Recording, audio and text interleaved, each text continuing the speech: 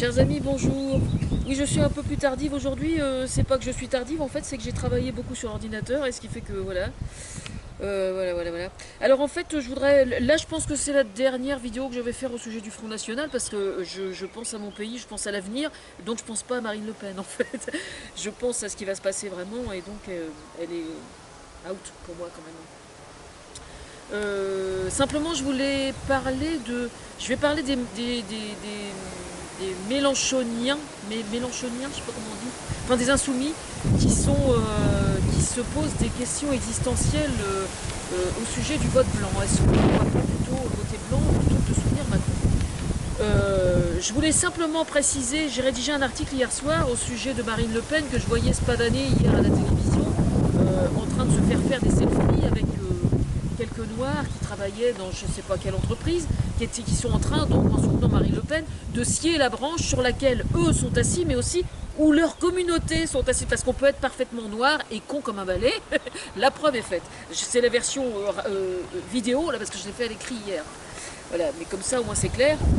La connerie humaine, elle existe dans toutes les races, il n'y a pas de souci. On peut être arabe et con comme un balai. Et blanc comme un con comme un balai aussi, il n'y a aucun souci. Voilà, c'est ça être antiraciste, en fait, c'est reconnaître que la connerie ou l'intelligence se trouve dans toutes les races sans aucune exception. Voilà, je suis antiraciste et je trouve vraiment lamentable de voir qu'on puisse être con à ce point-là. Bon, je rappelle simplement qu'à chaque fois qu'il y a des gens issus de l'immigration qui ont essayé d'intégrer le Front National, à chaque fois, je dis bien à chaque fois, ils se sont fait entuber, mais alors de première, c'est-à-dire que dès l'instant qu'ils ont apporté leurs idées, on leur a dit écoute mon petit gars, tu restes de côté. Et puis évidemment, en voyant leur orgueil, on prenait un coup parce qu'ils étaient pleins de bonne volonté et ils y croyaient vraiment au Front National. Et à chaque fois, donc, ils ont dû se tirer vite fait, bien fait, parce qu'on leur a dit attention mon petit gars, ici c'est que des blancs, parce que c'est quand même un parti raciste et xénophobe. Donc, je trouve incroyable vraiment de voir que des immigrés aujourd'hui soutiennent le Front National. Quand on arrive à, comme mon père disait souvent, quand on arrive à un tel degré de connerie, on devrait payer patente. Et bien là, on est vraiment dans cette situation-là. Alors hier, si elle posait en blanc, justement en train de se faire les selfies, c'était en réponse justement à un article que j'avais fait sur le sujet il y a quelques jours. Et c'était juste histoire de dire aux insoumis, vote blanc, comme ça, quoi. Elle, ça l'a fait, mais rigoler, vraiment.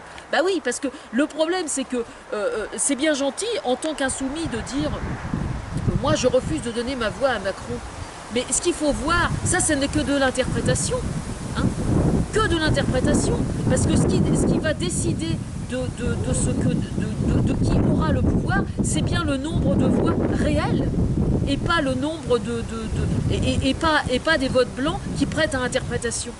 Si quelqu'un qui met dans l'urne un bulletin Marine Le Pen ou dans l'urne un bulletin Emmanuel Macron, ce sont des voix qui comptent réellement pour déterminer qui aura le pouvoir. Alors que le vote blanc, lui, n'est qu'un vote qui prête à interprétation, mais qui ne donne pas le pouvoir à qui que ce soit.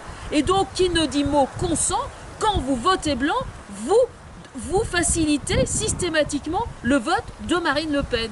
Ça, pour moi, c'est une certitude. Voilà. Donc elle, évidemment, qui rigole. Comme je dis vulgairement, elle vous le met profond. Mais alors, comme vous n'avez pas idée. Alors évidemment, il y a quelqu'un là qui a pris la mouche parce que hier, il se trouve que j'étais à Flunch, où je vais prendre mes quartiers d'été pour souffler un peu. Et donc il y avait un enfant, vous savez, je sais plus quel âge c'est, parce que moi ça a été assez vite réglé avec mes filles, mais l'âge de 3 ou 4 ans où le gamin est hyper capricieux, enfin l'enfant roi, etc.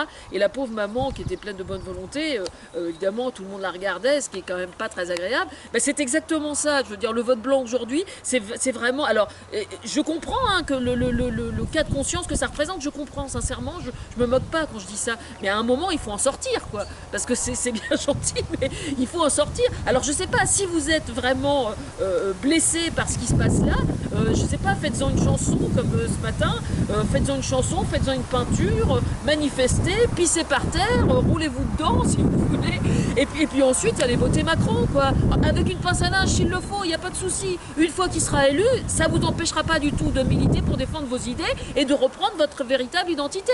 Alors il y a une autre possibilité aussi, vous votez Macron et puis vous dites dites, bon ben à partir de maintenant, je vais faire de la politique sous un angle différent, je vais adhérer à une association, je vais participer à tel truc, je vais défendre tel mouvement, et des choses auxquelles vous croyez. Je veux dire, c'est pas parce que vous votez Macron que vous allez vous dénaturer politiquement. Hein. Je veux dire, moi j'ai voté Chirac en 2002, et puis le lendemain, ça m'a pas empêché de rigoler et d'être fidèle à mes valeurs. Je veux dire, c'est complètement con comme attitude, c'est une attitude immature, vraiment, quoi. Je suis consternée de voir qu'on n'arrive pas à passer outre ça. Je trouve ça dingue, quoi. Vous n'allez pas ruiner votre identité politique parce que vous allez voter Macron. Vous vous adaptez juste à une situation, point barre, c'est tout. Une fois que c'est passé, vous retrouvez votre identité. Hein. C'est bien gentil d'être insoumis, mais encore faut-il passer la première pour passer à autre chose, quoi. On ne peut pas s'arrêter uniquement au fait d'être insoumis. Hein. Bon, enfin bref, voilà, ça c'est fait. Bon, sinon, au sujet de Marine Le Pen, bon là c'est la dernière fois que j'en parle, hein, je pense, à mon avis.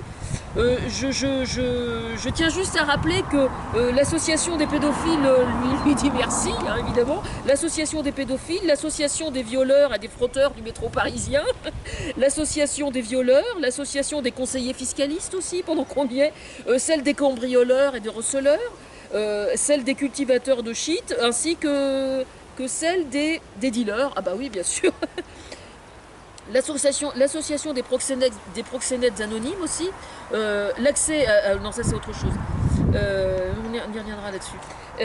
Oui, alors pour quelle raison je dis ça? Eh bien tout simplement parce que casser la gueule à l'Europe, comme elle prétend le faire, c'est surtout casser la gueule à Europol. Et oui, Europol, qui est une structure qui était plutôt embryonnaire au tout début du mandat de François Hollande, mais que François Hollande, sur mes conseils, mais aussi par pure nécessité, tout simplement liée au risque terroriste, Europol, qui prend de l'ampleur de plus en plus avec François Hollande, tiens, il commence à tomber quelque chose, tout simplement par nécessité, parce que l'Europe, c'est ça aussi, c'est la sécurité.